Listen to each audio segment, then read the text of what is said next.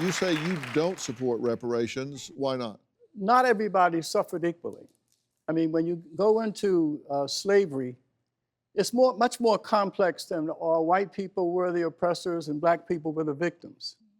If you dissect it, you will find there were about 3,700 free blacks who owned 12,000 slaves, black slaves. The question is, do the descendants of those free blacks who owned black slaves, do they pay? Blacks really benefited more the first 100 years after slavery than we have in the last 50 years.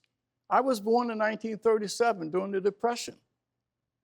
Everyone in my small, low-income black community, 98% of the households had a man and a woman raising children. Elderly people could walk safely in that community without fear of being assaulted by their grandchildren. Never heard a gunfire during that time. Never heard of a child being shot to death in the crib.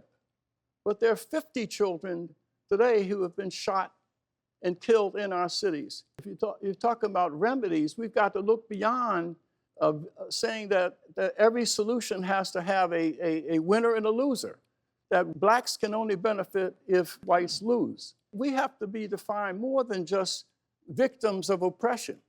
When whites were at their worst, blacks were at their best. When we were denied access to hotels, we built our own. We have to communicate to our people the history of how they achieved in the face of oppression.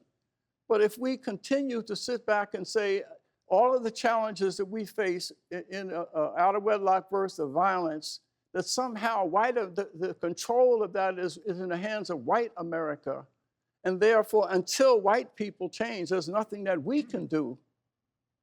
This sets up a terrible situation for this nation. The big crisis facing America is not racial. It is a moral and spiritual freefall that is consuming our children. The highest death rate among black families is homicide. Among Silicon Valley, the highest level of suicide, 6 times the national average. In Appalachia, there are prescription drugs. And so if we are to address this crisis that is causing our children to lack a sense of personal responsibility or value for their own life, they will take their own life or take someone else's.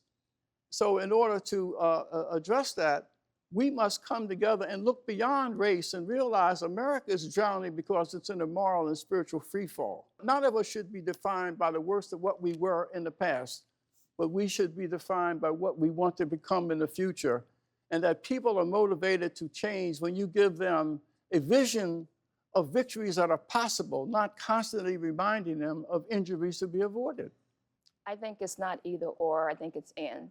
I think we can do both. We cannot ignore the reality of systemic racism and how it's affected the black community. You can't just be like, we need to just focus on our own issues. The violence is happening in the black community, it's the black people's fault, and we need to focus on that. Actually, it's a lot of things. So we can't just separate them and be like, just focus on yourselves, don't worry about racism. It's finding us.